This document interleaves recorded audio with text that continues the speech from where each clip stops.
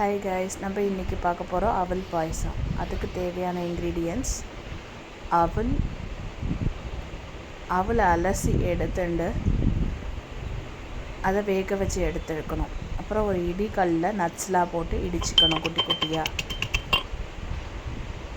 அப்புறம் அவல் வெந்த அப்புறம் கொஞ்சம் பால் ஊற்றிக்கணும். பால்லேயே அந்த அவல் கொஞ்சம் வேகணும். அப்புறம் கொஞ்சம் சர்க்கரை ஆட் பண்ணிக்கணும். ஆட் பண்ணிட்டு ஒரு குட்டி பேனில் ஒரு 2 ஸ்பூன் நெய் விட்டுண்டு அதில் நம்ம இடித்து வச்ச நட்ஸ் எல்லாம் ஆட் பண்ணிக்கலாம். ஆட் பண்ணிட்டு கொஞ்சம் திராட்சையை ஆட் பண்ணி வச்சுக்கலாம். ஃப்ரை ஆனப்புறம் கொஞ்சம் ஏலக்காய் பொடியை அதில் தூவிட்டு அப்புறம் இந்த ஃப்ரை பண்ண நட்ஸை அந்த பாயசத்தில் ஆட் பண்ணி இறக்கினா அவல் பாயசம் ரெடி.